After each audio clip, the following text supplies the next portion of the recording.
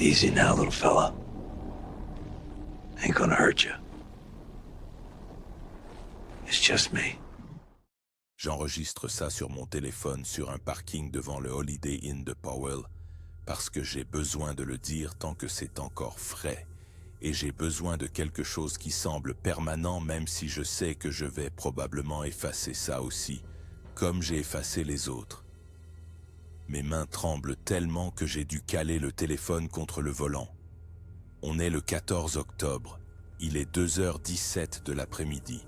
Et je n'ai pas dormi depuis 36 heures, à part les 22 minutes où je me suis évanoui dans la salle d'attente des urgences de Cody avant qu'on appelle mon nom. Ils m'ont fait 4 points de suture au-dessus de l'œil gauche et m'ont demandé si je voulais parler à quelqu'un, un conseiller en traumatologie, et j'ai dit non, parce que comment expliquer que vous avez passé 7 matinées à regarder quelque chose qui n'est pas censé exister tourner autour de votre camp comme un loup qui apprend vos habitudes. L'adjoint du shérif du Park County qui m'a ramené de la Dunoir Valley m'a demandé 2 fois si j'étais sûr de ne pas m'être cogné la tête plus fort que je le pensais, si l'altitude ne m'avait pas atteint, si je n'étais pas resté seul trop longtemps. Je lui ai montré les photos sur mon appareil et il les a regardées pendant peut-être 10 secondes, avant de me le rendre en disant que la faune peut laisser des traces bizarres à cette période de l'année, surtout avec la fonte précoce des neiges. Je ne lui ai pas parlé de l'odeur, ni de la façon dont ça se déplaçait à travers les bois sans casser une seule branche, ni comment, le 7e matin, je l'ai vu se redresser de ses 4 pattes à 20 mètres de ma tente, et j'ai compris à ce moment-là que ça faisait 6 jours d'affilée qu'il décidait de me tuer ou non. L'appareil photo est sur mes genoux en ce moment. J'ai regardé la dernière vidéo peut-être 30 fois. On peut voir le coin de ma tente, le réchaud renversé, mon chapeau dans la poussière, et puis juste des arbres, le ciel et des tremblements parce que je l'ai laissé tomber quand j'ai couru. Le son est intact pendant les 8 premières secondes. On entend ma respiration, le bruit de mes bottes sur les éboulis et autre chose qui ressemble à un moteur diesel qui tournerait dans une poitrine, et puis le fichier est corrompu juste au moment où je crie son nom, qui qu'il soit, quoi qu'il soit. Je suis censé terminer les transects d'études restants, mais j'ai dit à mon superviseur que j'avais besoin de 2 semaines de congé personnel et il a dit de prendre 1 mois si j'en avais besoin et j'ai dit que je pourrais prendre plus longtemps que ça et il n'a pas discuté. Je n'arrête pas de penser à la façon dont les traces apparaissaient chaque matin en un cercle plus serré, comme si ça me ramenait à lui, une rotation par jour.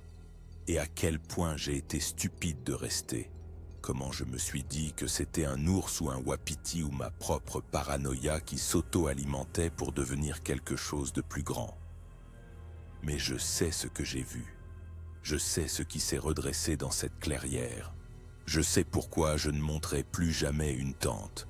Ce n'est pas là que ça a commencé. Ça a commencé il y a 11 jours.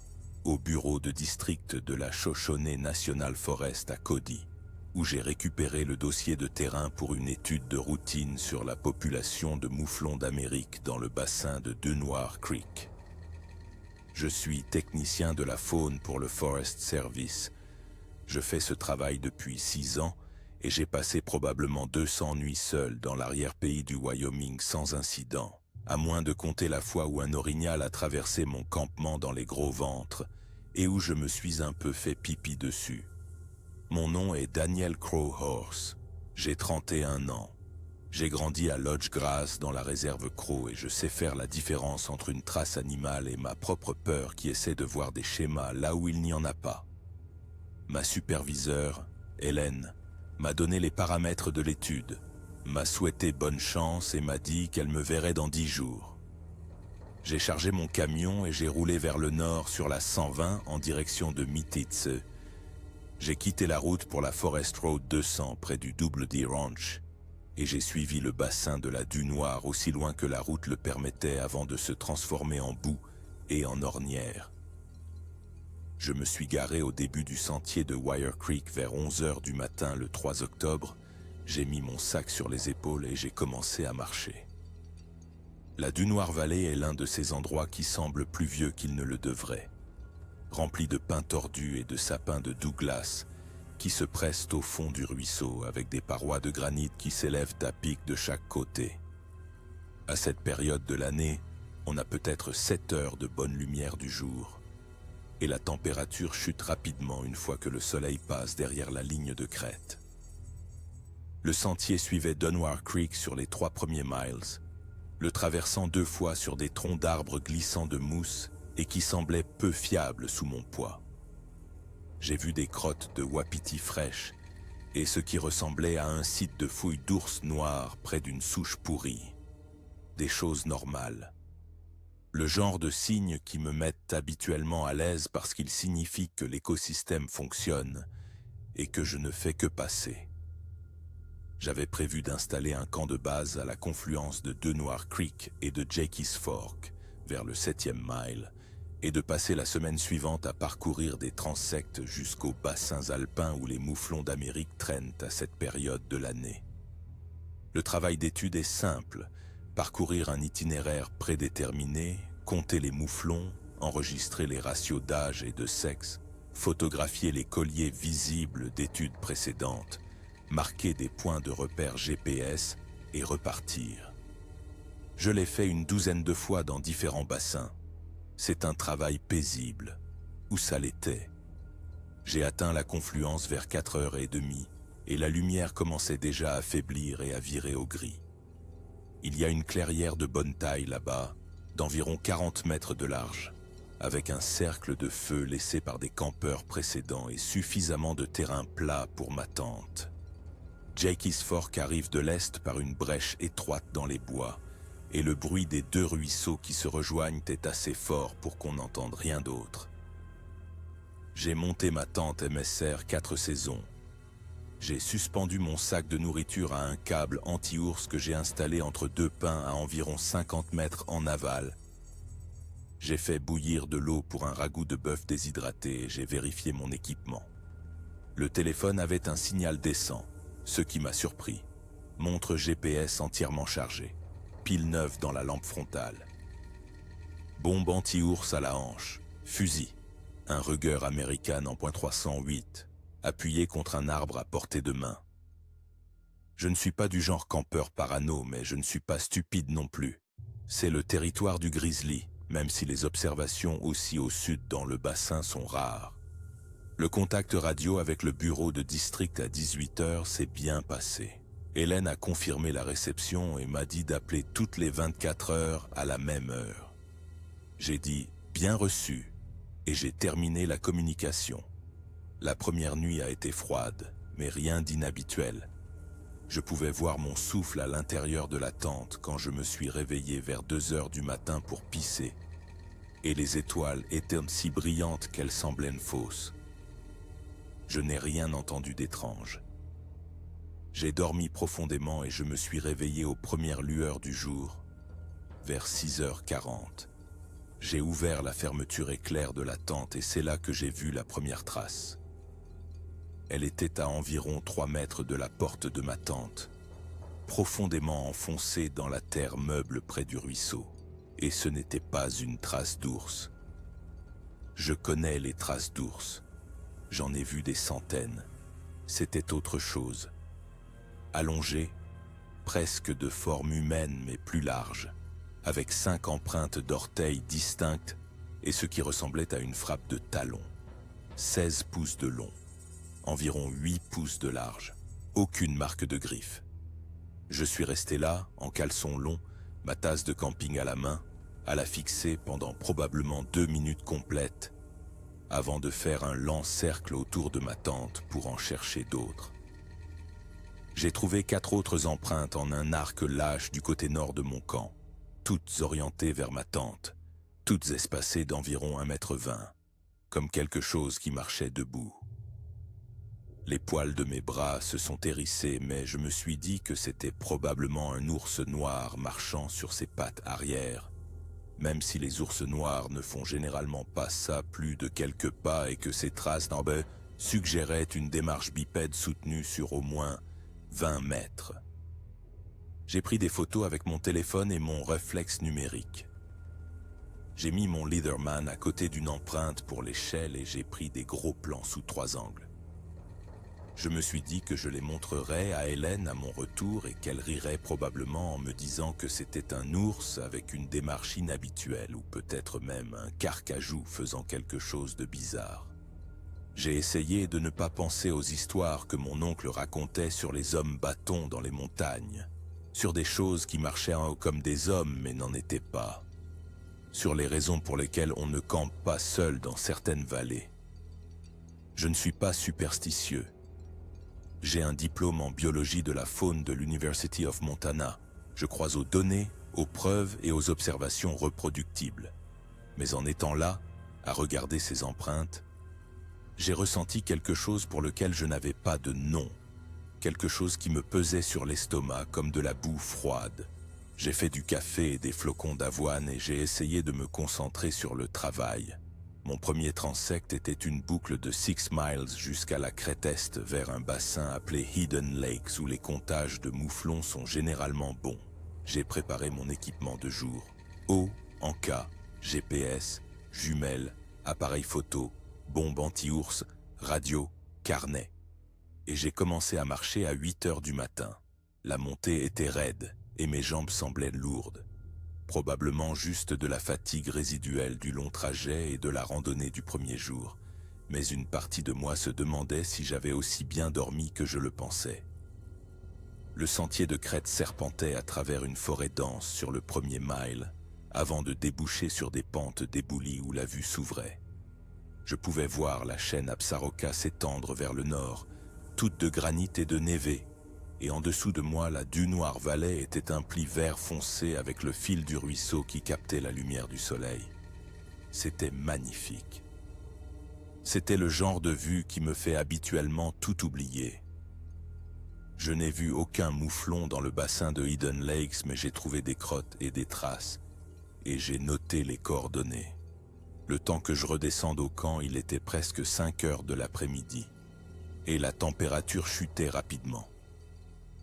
J'ai contacté Hélène par radio à l'heure prévue. Je lui ai fait un bref compte-rendu et elle m'a demandé si j'avais vu les traces d'ours. J'ai dit oui et elle a dit de faire attention avec le stockage de ma nourriture. J'ai dit que je le ferais et nous avons terminé la communication. J'ai préparé le dîner, des macaronis au fromage en sachet. Et j'ai fait un petit feu même si je n'en avais pas vraiment besoin. Je voulais juste la compagnie des flammes. Je suis resté assis là à regarder le feu se consumer et à écouter le ruisseau, en essayant de ne pas penser aux empreintes. Vers 9 heures du soir, j'ai éteint le feu, je me suis brossé les dents. Je suis entré dans ma tente, j'ai fermé la fermeture éclair et je me suis allongé dans mon sac de couchage, à l'écoute. Le ruisseau était bruyant, le vent soufflait dans les pins, des bruits normaux. Je me suis endormi vers 10h30. Je me suis réveillé à 4h13 du matin au son de quelque chose qui marchait près de ma tente. Pas marcher. Faire les 100 pas. Des pas lents et délibérés dans la terre, à environ 2 mètres de l'endroit où j'étais allongé. J'ai retenu ma respiration, j'ai écouté et j'ai compté 4 pas distincts, chacun assez lourd pour que je sente la vibration à travers le sol. Puis le silence.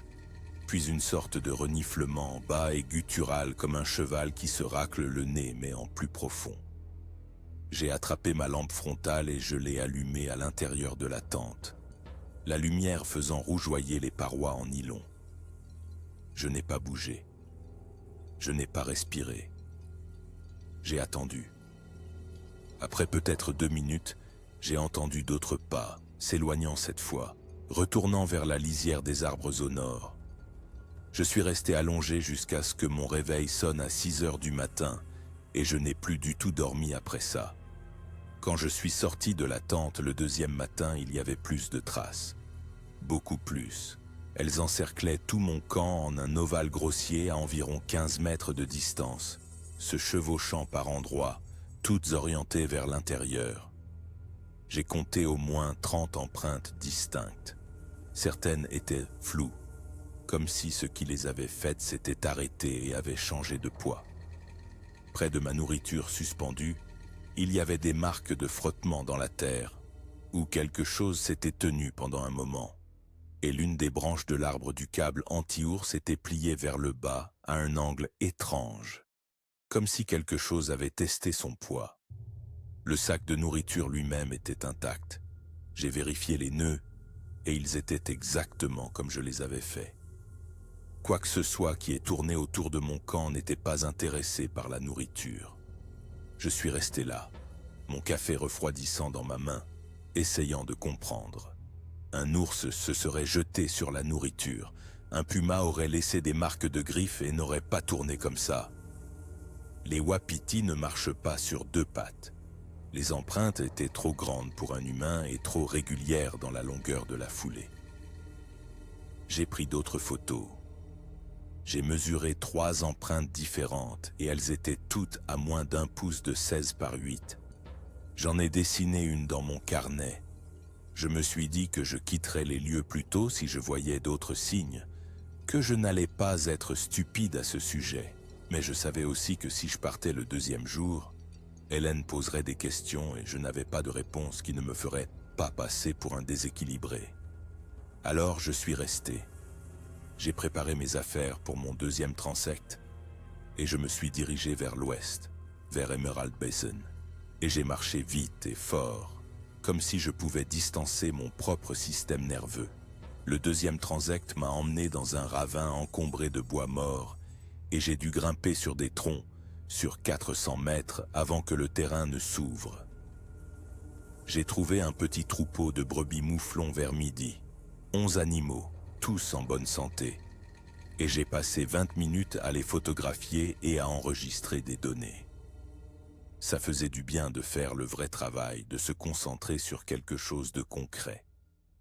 Sur le chemin du retour, j'ai commencé à penser que les traces étaient peut-être un canular, que des chasseurs étaient peut-être passés et s'étaient amusés avec moi, qu'il y avait peut-être une explication rationnelle à laquelle je n'avais tout simplement pas pensé. Mais le début du sentier de Wire Creek était à 8 miles de mon camp, et le seul moyen d'y accéder était le sentier que j'avais emprunté. Et je n'avais vu aucune empreinte de bottes nulle part, sauf les miennes. Je suis revenu au camp vers 4 heures de l'après-midi et tout était exactement comme je l'avais laissé, à une exception près.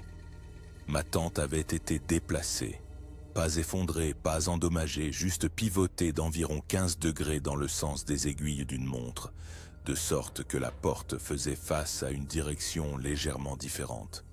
Je me suis arrêté à la lisière de la clairière. Je l'ai regardé fixement et j'ai senti ma gorge se serrer. J'avais planté les coins de la tente avec des piquets robustes et j'avais tendu les haubans. Aucun vent n'était assez fort pour la déplacer.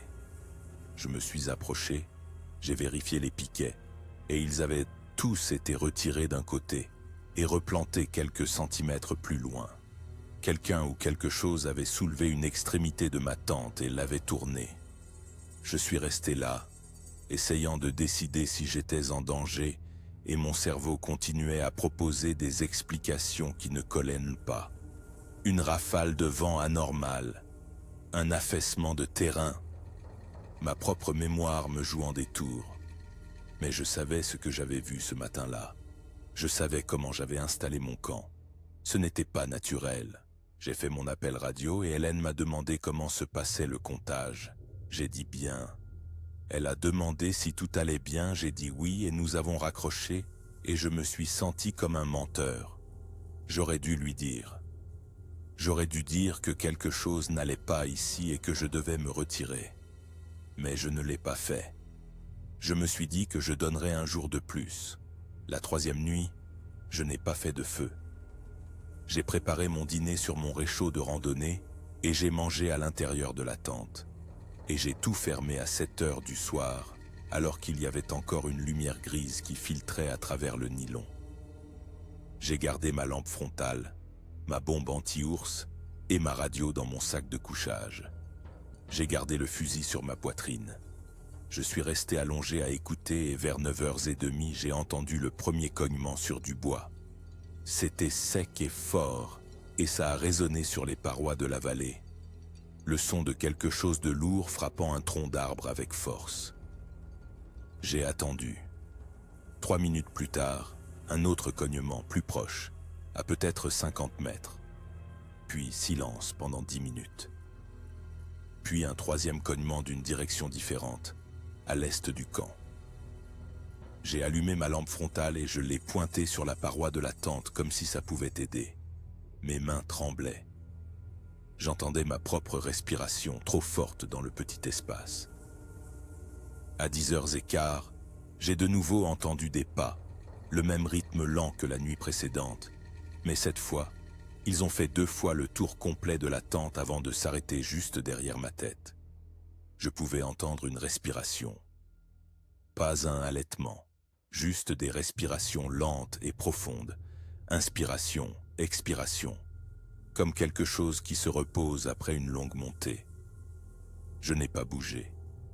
Je n'ai pas fait de bruit. Je suis resté là, les yeux ouverts, fixant le plafond de la tente, et après peut-être 5 minutes, la respiration s'est arrêtée et les pas se sont éloignés. Le 3e matin, les traces étaient plus proches. Certaines étaient à moins de 2 mètres de la porte de ma tente. Il y avait aussi des empreintes de mains, ou ce qui y ressemblait, imprimées dans la terre près de l'endroit où j'avais entendu la respiration. 5 doigts, paume allongée, beaucoup plus grande qu'une main humaine. J'ai tout photographié, j'ai tout mesuré. J'ai démonté mon camp et j'ai tout transporté à une centaine de mètres en aval, à un nouvel emplacement avec de meilleures lignes de vue et moins d'arbres serrés autour du périmètre. Il m'a fallu 2 heures pour démonter et me réinstaller. Et je me suis dit que c'était plus intelligent, plus défendable, que je m'adaptais à de nouvelles informations comme le ferait tout bon technicien de terrain.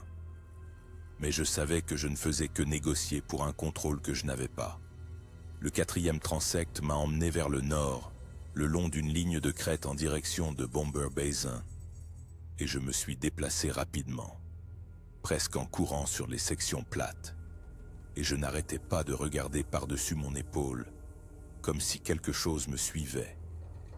Je n'ai rien vu, je n'ai rien entendu, mais le sentiment ne me quittait pas, cette sensation d'être observé, que quelque chose me suivait juste à l'intérieur de la lisière des arbres, où les ombres étaient épaisses. J'ai trouvé d'autres mouflons, un groupe de 6 béliers, et j'ai essayé de me concentrer sur le travail, mais mes notes de ce jour-là sont à peine lisibles. Mon écriture donne l'impression que j'ai écrit en courant. Je suis rentré au camp à 3 heures de l'après-midi parce que je ne voulais pas être sur le sentier après la tombée de la nuit. Et quand je suis arrivé, j'ai découvert que mon nouveau campement avait aussi été visité. La tente était intacte, mais il y avait des traces partout, sillonnant la clairière, et l'un des arbres près de ma nourriture suspendue avait des entailles fraîches dans l'écorce à environ 2,50 m du sol. Des griffures parallèles qui semblaient avoir été faites par quelqu'un qui aurait traîné ses doigts le long du tronc. J'ai appelé Hélène à la radio et j'ai failli tout lui dire. Mais à la place, j'ai juste demandé s'il y avait eu des signalements d'activité phonique inhabituelle dans le bassin de la Dunoire et elle a dit pas à sa connaissance et a demandé pourquoi et j'ai dit pour rien, juste par curiosité et elle a dit que j'avais l'air fatigué et j'ai dit que j'allais bien. Après avoir raccroché, je me suis assis sur une bûche et j'ai regardé les entailles et j'ai pensé à partir. J'ai pensé à tout remballer, à marcher dans le noir et à rentrer à Cody, à démissionner de ce travail et à ne jamais revenir. Mais j'ai aussi pensé à l'impression que ça donnerait. J'ai pensé à devoir expliquer à Hélène, à mon superviseur et à tout le monde que j'avais abandonné une étude parce que j'avais eu peur de quelques traces. J'ai pensé aux histoires de mon oncle et à la façon dont je les avais toujours rejetées comme du folklore de feu de camp. J'ai pensé au fait que j'avais un fusil, une bombe anti-ours, une radio et tous les outils qui devraient me mettre en sécurité. Alors je suis resté. Encore une fois, la 4e nuit a été pire. Les cognements sur le bois ont commencé plus tôt, vers 8 heures du soir, et ils étaient là plus forts, plus fréquents, venant de plusieurs directions comme s'il y avait plus d'une chose là-dehors qui se coordonnait. J'ai entendu des pierres frapper des arbres. Des craquements secs suivis du bruit de quelque chose de lourd s'écrasant contre une écorce. J'ai entendu ce que je ne peux décrire que comme un hurlement, mais pas comme celui d'un loup ou d'un coyote que j'ai jamais entendu. Ça a commencé bas et guttural et a monté en ton jusqu'à devenir presque un cri, puis ça s'est arrêté brusquement. J'ai entendu ce son 3 fois entre 9 heures du soir et minuit. Je n'ai pas dormi, je suis resté assis dans ma tente avec le fusil sur mes genoux et la lampe frontale allumée.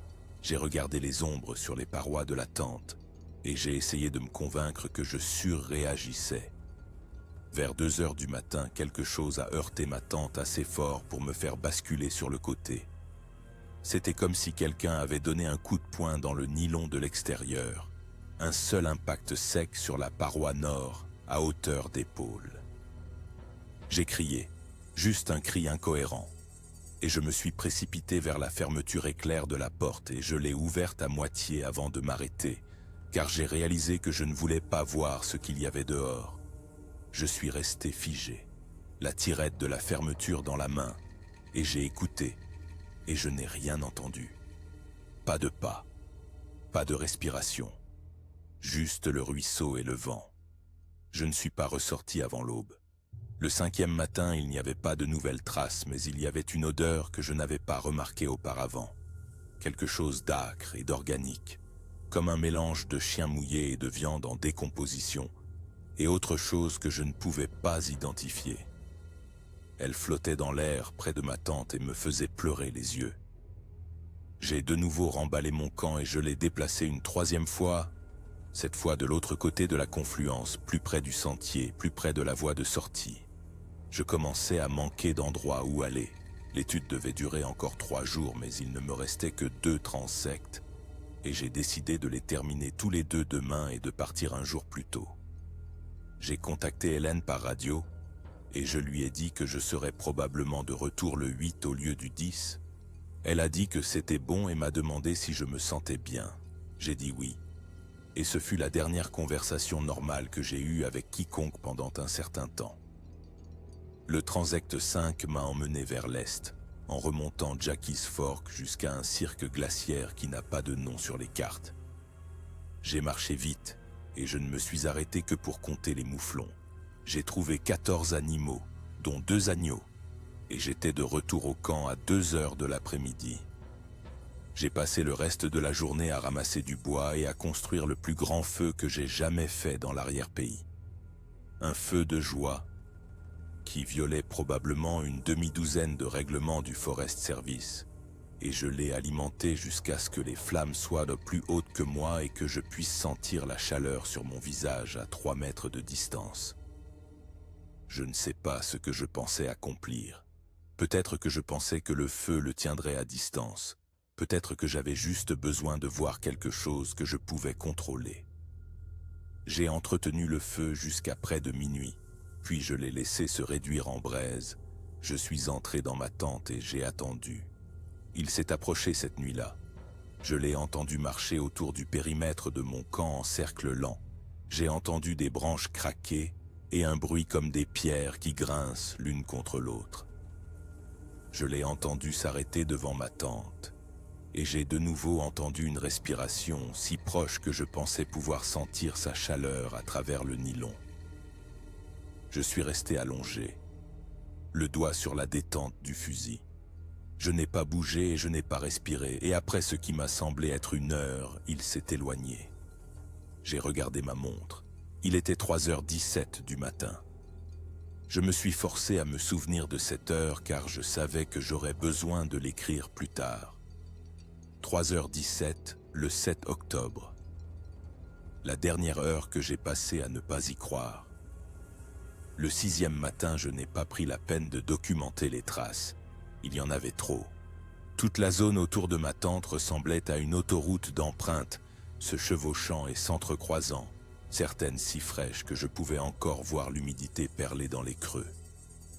J'ai démonté le camp rapidement et sans soin, fourrant le matériel dans mon sac sans l'organiser, et j'ai déplacé ma tente une dernière fois à un endroit juste à la jonction du sentier et de Dunwar Creek, où j'avais une visibilité maximale dans toutes les directions. Pas d'arbres assez proches pour se cacher derrière. Pas de couvert sur 30 mètres dans toutes les directions. J'ai monté la tente, puis j'ai ramassé des pierres et j'ai construit une barrière en demi-cercle du côté nord. Juste un mur à hauteur de tibia qui n'arrêterait rien mais qui me donnait l'impression d'avoir un périmètre. Je raisonnais comme une proie. Je le savais et je m'en fichais. Le dernier transect devait m'emmener au sud, vers Tépi-Basin, mais je n'y suis pas allé. Je me suis dit que je le ferais le matin, que j'avais besoin de me reposer, qu'un transect manqué n'invaliderait pas l'étude. La vérité, c'est que j'avais trop peur de quitter le camp.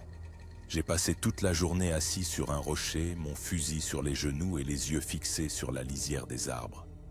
Je n'ai rien vu. Je n'ai rien entendu. La journée était claire et ensoleillée. Les trembles étaient dorés contre le ciel bleu.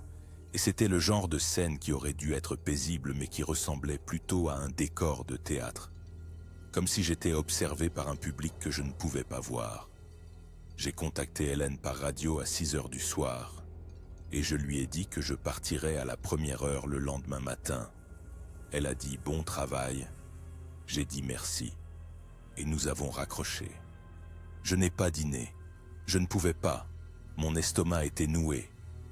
Je me suis assis près d'un petit feu et j'ai regardé la lumière mourir. Et j'ai pensé à mon oncle qui me disait de ne jamais siffler dans les bois, de ne jamais dire de mal des choses qu'on ne comprend pas, de ne jamais camper dans des endroits qui semblent mauvais. Cet endroit semblait mauvais. Il semblait mauvais depuis le 2e jour et je l'avais ignoré. J'étais resté parce que je ne voulais pas paraître faible ou ridicule.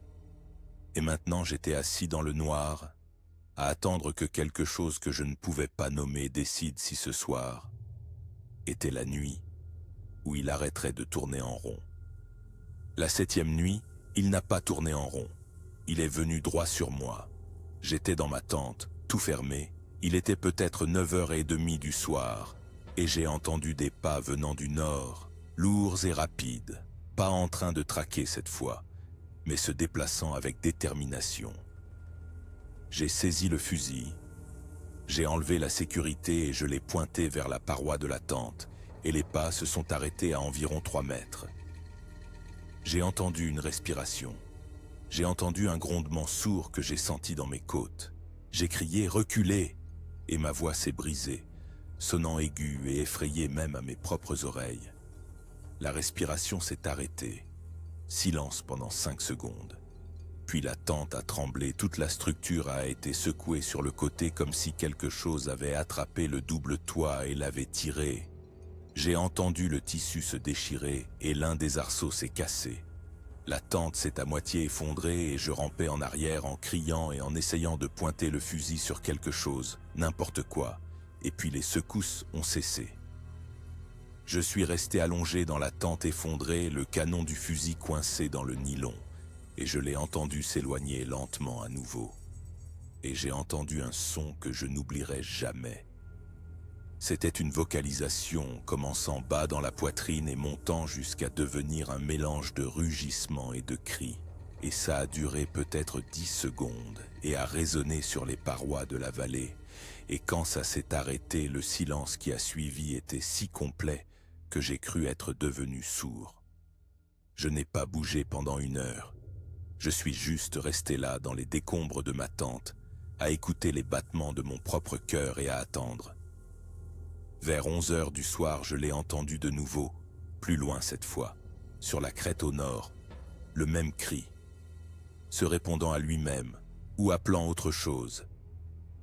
Je suis sorti de la tente effondrée vers minuit et j'ai utilisé ma lampe frontale pour évaluer les dégâts. Le double toit était déchiré à 3 endroits. L'un des arceaux à élastique était cassé net. La tente était encore fonctionnelle, mais à peine. Je n'ai pas essayé de la réparer. J'ai traîné mon sac de couchage et mon matelas dehors. Je les ai mis près du cercle de feu. J'ai fait un autre feu et je l'ai alimenté avec tout ce que j'avais. Tout mon bois de chauffage supplémentaire, des pages de mon carnet, même le sac de rangement de la tente. Et je suis resté assis là avec le fusil sur mes genoux. J'ai surveillé la lisière des arbres et j'ai attendu l'aube. Il n'est pas revenu cette nuit-là, mais je savais qu'il était proche. Je pouvais le sentir. Cette même odeur organique et rance, plus forte maintenant, portée par le vent du nord. J'ai entretenu le feu, je n'ai pas fermé les yeux, et quand le ciel a commencé à s'éclaircir vers 6 heures du matin, je me suis levé et j'ai commencé à faire mon sac. J'ai agi vite et méthodiquement, la mémoire musculaire prenant le dessus.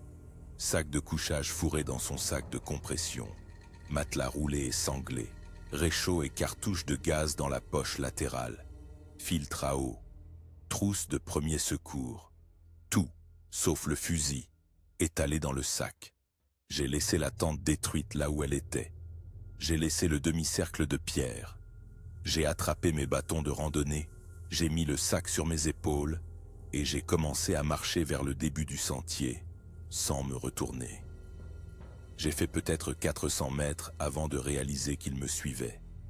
Je ne le voyais pas, mais j'entendais des branches se briser dans les bois à ma droite, me suivant à la même allure, restant parallèle au sentier. J'ai accéléré. Les bruits de craquement se sont rapprochés. J'ai commencé à trottiner, le sac rebondissant sur mes épaules, le fusil cognant contre ma poitrine, où je l'avais mis en bandoulière. J'ai entendu quelque chose qui ressemblait à un grognement. J'ai regardé à ma droite, et j'ai vu un mouvement à travers les arbres, quelque chose de grand et de sombre, debout, se déplaçant rapidement. J'ai couru. Le sentier était rocheux et inégal, et j'ai failli tomber 2 fois. Mais j'ai gardé l'équilibre et j'ai couru aussi vite que je n'avais jamais couru de ma vie. Mes poumons me brûlaient. Les bretelles de mon sac me cisaillaient les épaules.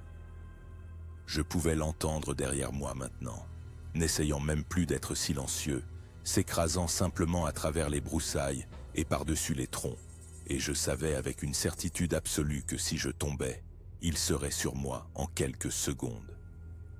Le sentier descendait en lacets à travers une section dense de pins tordus. J'ai pris les virages trop vite, ma cheville s'est tordue sur une racine, et je suis tombé lourdement sur le côté gauche. Ma tête a heurté un rocher, j'ai vu des étoiles et j'ai goûté le sang. Le fusil a roulé plus loin. Je me suis relevé à genoux, j'ai regardé en arrière et il était là, debout en haut du lacet, à une 20aine de mètres, droit, 8 pieds d'ample de haut, peut-être plus, couvert de poils brun rougeâtre foncé, emmêlés et épais, des épaules plus larges que n'importe quel humain, d'une largeur qui semblait impossible, des bras trop longs pendant au-delà des genoux. Le visage partiellement masqué par les poils, mais je pouvais voir les yeux, sombres et réfléchissants, et la bouche ouverte montrant des dents. Il respirait fort, sa poitrine se soulevait, nous nous sommes regardés pendant peut-être 3 secondes. Et à ce moment-là, j'ai compris que toutes les histoires que j'avais toujours rejetées étaient vraies, et que tout le confort que j'avais construit autour de la certitude du monde connu était un mensonge. Il a fait un pas en avant et j'ai craqué. J'ai laissé le fusil, j'ai laissé mon sac, je me suis remis sur pied et j'ai dévalé le sentier sans me retourner à nouveau. Je l'ai entendu derrière moi sur une 100aine de mètres de plus, puis les bruits ont cessé, mais j'ai continué à courir. J'ai couru jusqu'à ce que le sentier s'aplanisse et traverse Denoir Creek sur le premier pont de Rondin. J'ai traversé la section de prairie où la vallée s'ouvre et j'ai couru jusqu'à ce que je voie mon camion garé au début du sentier de Wire Creek. J'ai sorti mes clés de ma poche en tremblant. J'ai ouvert la portière, je me suis jeté à l'intérieur et j'ai verrouillé les portes. Je suis resté assis là, tremblant et saignant, essayant de respirer. Mon œil gauche commençait à se fermer et je sentais le sang couler sur mon visage. Ma cheville était déjà en train de gonfler. J'ai démarré le camion, le moteur a tourné et je n'avais jamais été aussi reconnaissant d'entendre un son de ma vie. J'ai passé une vitesse et je suis parti de là, rebondissant sur les ornières et les nids de poules, et je n'ai pas ralenti jusqu'à ce que j'atteigne le bitume de la 120. J'ai conduit jusqu'à l'hôpital de Cody, je leur ai dit que j'étais tombé sur un sentier et que je m'étais cogné la tête. Ils m'ont recousu et m'ont demandé s'ils devaient appeler quelqu'un, j'ai dit non. J'ai appelé Hélène depuis le parking de l'hôpital et je lui ai dit que j'avais eu un accident et que j'avais besoin de prendre un congé personnel. Elle a dit bien sûr et de prendre soin de moi. J'ai conduit jusqu'à Powell, j'ai pris une chambre au Holiday Inn, j'ai apporté mon sac à dos à l'intérieur, j'ai tout vidé sur le lit et j'ai réalisé que je n'avais pas mon appareil photo. Le réflexe numérique avec toutes les photos était toujours dans le sac que j'avais laissé sur le sentier. J'avais pris mon téléphone mais le réflexe avait disparu. J'ai vérifié mon téléphone, j'ai fait défiler les photos que j'avais prises les premiers jours. Et elles étaient toutes là. Des images claires, des traces, des empreintes de mains, des mesures, tout ce dont j'aurais besoin pour prouver ce que j'ai vu. J'ai ouvert l'application photo. J'ai commencé à faire défiler. Les 3 premières photos étaient bonnes, et non étaient bonnes. Puis la 4e était corrompue, juste un carré gris avec un message d'erreur. 5e photo corrompue, 6e photo corrompue. J'ai continué à faire défiler et chaque photo que j'avais prise des traces était illisible. Les seules images qui ont survécu étaient les photos de paysages et un selfie que j'avais pris le premier jour. Tout le reste avait disparu. Je me suis assis sur le lit de l'hôtel, j'ai regardé mon téléphone et j'ai essayé de comprendre. Dégâts des eaux, fichiers corrompus, défaillance de la carte SD. J'ai essayé toutes les explications. J'ai branché le téléphone sur mon ordinateur portable. J'ai lancé un logiciel de récupération et il a trouvé les fichiers supprimés. Mais ils étaient tous corrompus au-delà de toute réparation. J'ai vérifié ma sauvegarde sur le cloud et elle avait synchronisé les fichiers corrompus. Tout avait disparu. La seule preuve que j'avais, c'était ma mémoire, la coupure au-dessus de mon œil et une cheville de la taille d'une balle de softball. J'ai appelé le bureau du shérif du Park County et je leur ai dit que j'avais laissé du matériel sur le sentier de Dunoir Creek et j'ai demandé s'ils pouvaient envoyer quelqu'un pour le récupérer. La standardiste a dit qu'elle transmettrait le message et que quelqu'un me rappellerait. Personne ne l'a jamais fait. J'ai appelé le bureau du Forest Service. J'ai parlé à un ranger que je ne connaissais pas et je lui ai dit la même chose. Il a dit qu'il ferait un rapport mais qu'à cette période de l'année, ils n'avaient pas les ressources pour la récupération de matériel et que je devrais probablement considérer que c'était perdu. J'ai demandé si quelqu'un avait signalé une activité phonique inhabituelle dans cette zone et il a dit pas récemment et a demandé pourquoi. J'ai dit « laissez tomber ». 3 jours plus tard, le Cody Enterprise a publié un court article en page 6. Un technicien du Forest Service signale une possible rencontre avec un Sasquatch dans la Shoshone National Forest. Il faisait peut-être 300 mots. Ils avaient interviewé Hélène et elle avait confirmé que je travaillais dans la région et que j'avais signalé un incident, mais elle avait refusé de donner des détails. Ils m'avaient appelé pour un commentaire et je leur ai dit que j'avais vu quelque chose que je ne pouvais pas identifier et j'en suis resté là. L'article mentionnait mon nom et la localisation générale et disait que le Forest Service n'enquêtait pas davantage. L'info a été reprise par quelques blogs de cryptozoologie, quelqu'un l'a posté sur Reddit et ça a eu peut-être 200 votes positifs et un tas de commentaires disant que c'était un faux. Au bout d'une semaine, ça a disparu des résultats de recherche. J'ai terminé l'étude depuis ma chambre d'hôtel. J'ai utilisé mes données GPS et les chiffres de comptage que j'avais enregistrés dans mon carnet et j'ai extrapolé le transect manquant en utilisant les données des années précédentes des bassins adjacents. J'ai remis mon rapport à Hélène et elle l'a accepté sans poser de questions. Elle a demandé si je me sentais mieux. J'ai dit oui. Elle a dit bien et c'est tout. J'ai pris 4 semaines de congé et j'en ai passé la majeure partie dans mon appartement à Bozeman à fixer le plafond et à sursauter chaque fois que j'entendais une branche gratter contre la fenêtre. Je ne pouvais pas dormir sans les lumières allumées. Je ne pouvais pas être dans le noir. Je ne pouvais pas écouter le vent sans entendre des pas. Je suis retourné au travail en novembre. Ils m'ont affecté à des tâches de bureau pour l'hiver. Saisie de données et rédaction de rapports. Rien qui ne nécessite de temps sur le terrain. J'étais reconnaissant. Je suis reconnaissant. J'ai raconté cette histoire à exactement 4 personnes. Un ami qui ne m'a pas cru, un thérapeute qui a suggéré un traitement pour le TSPT, un cryptozoologiste qui voulait que je retourne là-bas avec lui et des caméras, et maintenant, quiconque écoute cet enregistrement. J'ai dit non au cryptozoologiste. Je dis non à quiconque me demande d'y retourner. Je dis non au camping sous tente, au travail de terrain en solo et à toute mission qui me met dans l'arrière-pays après la tombée de la nuit. Les gens me demandent parfois si je suis sûr de ce que j'ai vu, si ce n'était pas peut-être un ours qui se tenait debout, ou une personne en costume, ou une hallucination due au stress. Je leur dis que je suis sûr. Je sais ce que j'ai vu. Je sais ce qui se tenait en haut de ce lacet et m'a regardé avec des yeux trop intelligents et trop indifférents pour être ceux d'un animal ou d'un humain. Je sais ce qui a tourné autour de ma tente pendant 6 nuits, apprenant mes habitudes et décidant quand agir. Je sais ce qui est encore là-bas, dans la Dunoir Valley, se déplaçant probablement à travers les bois, laissant probablement des traces que personne ne croira. Je suis retourné en voiture au début du sentier de Wire Creek il y a 2 mois. Je ne sais pas pourquoi.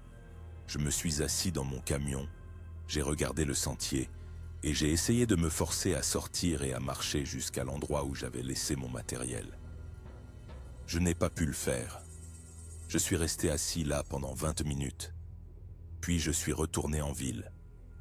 Le sac est toujours là-bas. Le fusil est toujours là-bas. Le réflexe est toujours là-bas. Si quelqu'un les trouve, j'espère qu'il les rapportera au bureau du Forest Service. J'espère qu'il ne regardera pas les photos si d'une manière ou d'une autre, les fichiers sont encore intacts. J'espère qu'il n'ira pas chercher ce qui a fait les traces. Je travaille toujours pour le Forest Service. Je suis toujours technicien de la faune. Mais je ne fais plus d'études de terrain. Je fais de l'analyse de données, de la rédaction de rapports, des sessions de formation et tout ce qui me garde dans un bureau avec des néons et des portes verrouillées. Les gens pensent d'abord que je fais du cinéma. Ils pensent que j'ai eu peur et que j'ai surréagi. Hélène a mis une note dans mon dossier indiquant que je ne suis pas autorisé pour les missions en solo dans l'arrière-pays en attendant une évaluation psychologique. Je n'ai pas pris rendez-vous pour l'évaluation. Je ne sais pas ce que je dirai. La nuit, j'entends encore parfois les cognements sur le bois, juste au bord du sommeil. Je sens encore cette odeur organique et rance quand le vent souffle d'une certaine manière. Je vois encore ses yeux me regarder depuis la lisière des arbres. Je sais que ce n'est pas réel.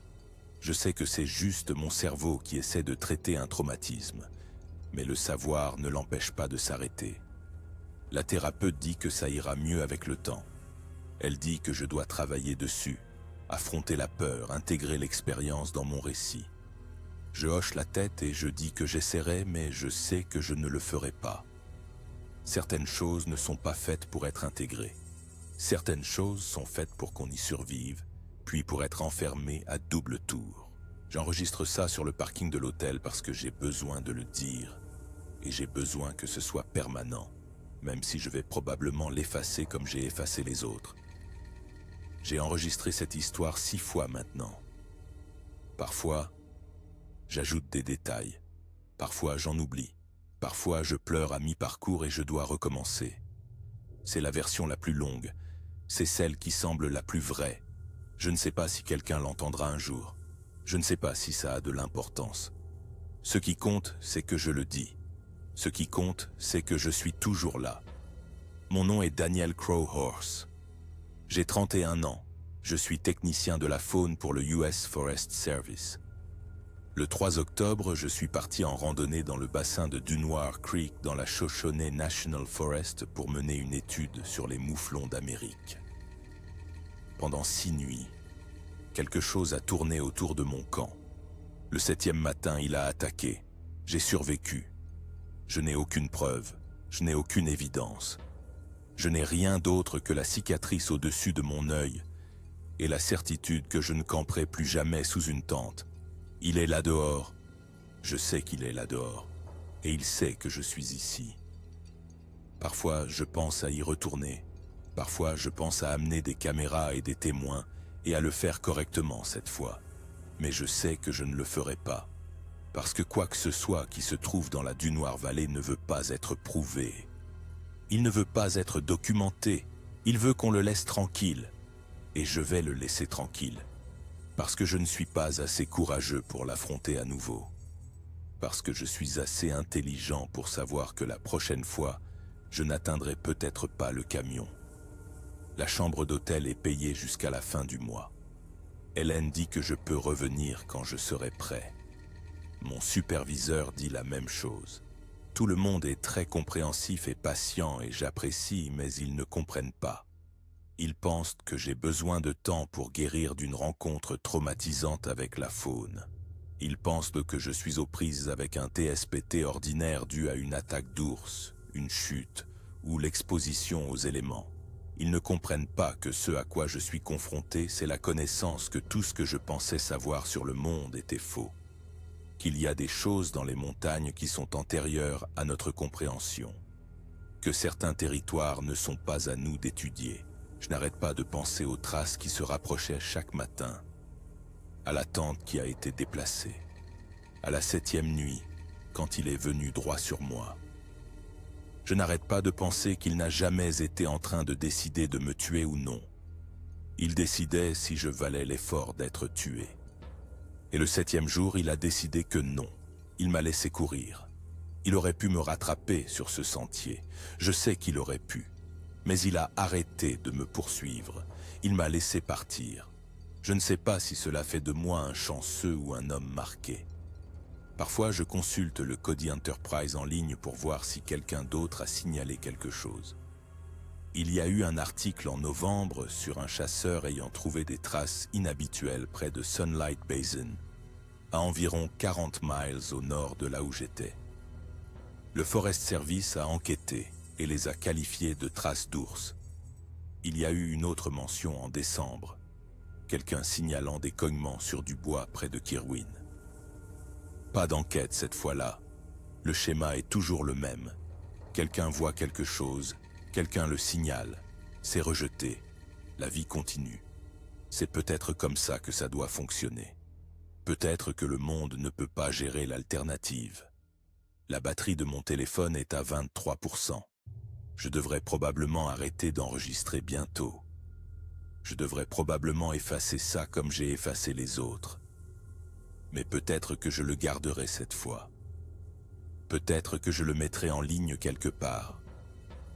Peut-être que quelqu'un d'autre a une histoire comme la mienne et a besoin de savoir qu'il n'est pas fou. Ou peut-être que je le garderai simplement sur mon téléphone comme un rappel que j'ai survécu. Un rappel que certaines choses ne peuvent être expliquées, prouvées ou comprises. Un rappel de rester à l'écart de la Dunoir Valley. Le soleil se couche. Je peux le voir dans le rétroviseur sombrant derrière les montagnes à l'ouest. Dans quelques heures, il fera nuit et j'entrerai, j'allumerai toutes les lumières. J'essaierai de dormir et j'échouerai probablement. Demain, je retournerai à Bozeman. J'irai au travail et je ferai comme si tout était normal. Je remplirai des rapports, je répondrai à des emails et j'éviterai toute conversation qui pourrait amener quelqu'un à me demander ce qui s'est réellement passé. Je ferai profil bas, je resterai en sécurité, je resterai loin de la nature sauvage, mais je sais qu'il est toujours là dehors, marchant sur les lignes de crête, tournant autour des camps, observant les gens qui ne savent pas qu'ils sont observés, apprenant les habitudes, décidant, et peut-être qu'un jour, il décidera différemment. Peut-être qu'un jour, quelqu'un n'atteindra pas son camion. Peut-être qu'un jour, quelqu'un obtiendra la preuve que je n'ai pas pu obtenir. Ou peut-être qu'il restera caché pour toujours, une ombre dans les bois, une histoire que personne ne croit. J'ai fini d'enregistrer. Mes mains ont arrêté de trembler. La coupure au-dessus de mon œil guérit proprement. Le gonflement de ma cheville a presque disparu. Dans quelques semaines, j'aurai l'air normal à nouveau. Personne ne pourra dire, juste en me regardant, que quelque chose s'est passé. C'est la pire partie. Son invisibilité. La façon dont un traumatisme ne se voit pas de l'extérieur. Si vous écoutez ceci, j'ai besoin que vous compreniez quelque chose. Je ne suis pas fou, je n'invente pas ça. Je ne cherche pas l'attention ni à lancer un canular. Je suis juste quelqu'un qui est allé dans les bois pour compter des mouflons et qui en est revenu changé. Je suis quelqu'un qui a appris que les vieilles histoires sont vraies et que la nature sauvage est plus profonde et plus étrange que nous ne le prétendons. Je suis quelqu'un qui passera le reste de sa vie à regarder par-dessus son épaule, à sursauter aux ombres et à savoir que j'ai survécu à quelque chose qui ne devrait pas exister. On est le 14 octobre. Il est 2h43 de l'après-midi. Je suis assis dans mon camion sur le parking du Holiday Inn de Powell. Le ciel est clair. Les